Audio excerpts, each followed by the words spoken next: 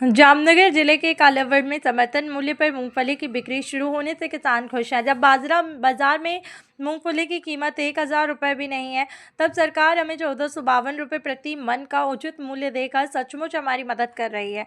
कालावड़ में 3 अलग अलग जगहों पर होगी खरीद, जिसमें एक जगह पर सरकार द्वारा घोषित समर्थन मूल्य पर मूंगफली खरीदने की प्रक्रिया शुरू हो गई, जिससे किसानों में संतुष्टि देखी जा रही है। कालावड़ तालुका के सभी गांव के किसान जिनके नंबर ऑनलाइन प्राप्त हुए हैं, हमने उन्हें मैसेज के जरिए सूचित किया है कि अपनी मूंगफली की फसल समर्थन मूल्य पर बेचने के लिए कहा।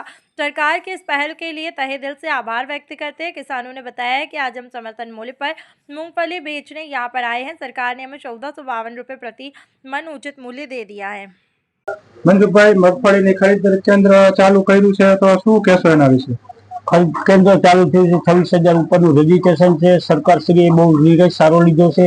1 વીઘાએ 20 મણ મગફળી લેવાની છે। 1 હેક્ટરની મર્યાદા છે 125 મણની। નિર્ણય બહુ સારો લીધો છે। 1452 રૂપિયા ભાવ છે। અત્યારે માર્કેટમાં 1000 થી 1100 રૂપિયા ભાવ હાલે। તો ખેડૂતો અહીંયા મગફળી ભરીને આવે એના માટે તમે શું શું સુવિધા કરીને કે ખેડૂતોને કઈ અગવડતા ન આવે તેના માટે તમે શું સુવિધા કરી? અહીં પાણીની સગવડ છે અને ચા પાણીનો સ્ટોલ બનાવેલો। અને બીજું કે ખેડૂતોને પેમેન્ટ કેટલા ટાઈમે મળશે અને કેવી રીતે તમે વજન કરશો અને ખેડૂતોને પરેશાની ન થાય તેની તમે શું ધ્યાન રાખશો? અત્યારે 35 કિલોની ભરતી છે અને જાજામાં જાજો વહેલામાં વહેલો સરકારશ્રીનો નિર્ણય છે 1 વીકની અંદર પૈસા આપી દેવાના। અને બીજા કેન્દ્રો પણ ચાલુ થયા છે તો તેના વિશે તમે શું કહેશો? કેન્દ્ર કાલાવડની અંદર 3 કેન્દ્રો ચાલુ થયા છે। 2 કેન્દ્ર ચાલુ થયા છે રણુજા ચોકડી પાસે, 1 કેન્દ્ર ચાલુ છે કાલાવડ રોડ ઉપર ઘાસ ગોડાઉનની સામે।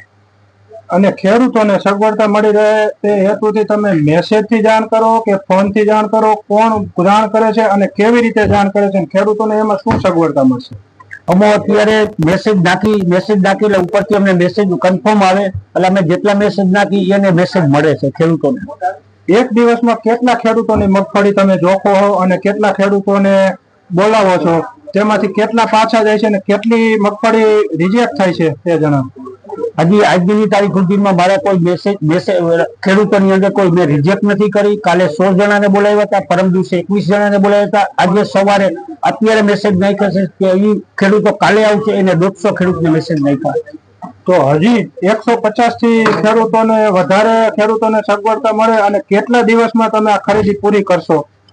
લગભગ અત્યારે મારી ગણતરી એવી છે 300 થી 400 ખેડૂતોને કાયમીના માટે બોલાવવાના થશે। 300-400 તો તમે કેટલા દિવસમાં તમે પૂરું કરશો અને પેમેન્ટ કેટલા દિવસમાં કરશો? અને મજૂરોની માટેની શું સગવડતા છે અને ખેડૂતોને જમવા રહેવાની શું સગવડતા કરવામાં આવે છે?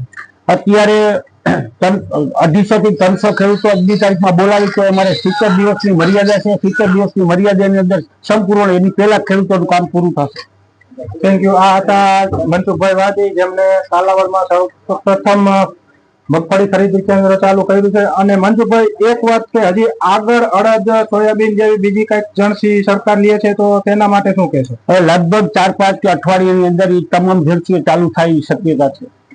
ઓકે, આ હતા ખેડૂત નેતા મનસુખભાઈ વાદી અને તેઓએ દર વખતની જેમ આ વર્ષે પણ ચણા મગફળી લેવાનું ચાલુ કર્યું છે અને ખેડૂતોને સગવડતા મળી રહે તે હેતુથી મનસુખભાઈ આગળ પણ કાર્યવાહી કરશે કે જેમને કંઈ પણ ધ્યાનમાં આવશે તે ધ્યાનમાં લઈ અને ખેડૂતોને સગવડતા મળી રહે તે વિષય ઉપર મનસુખભાઈ પોતે પણ ખેડૂત છે, ખેડૂતોને કાંઈ તકલીફ ન પડે તે વિષય ઉપર ચાલશે। આભાર।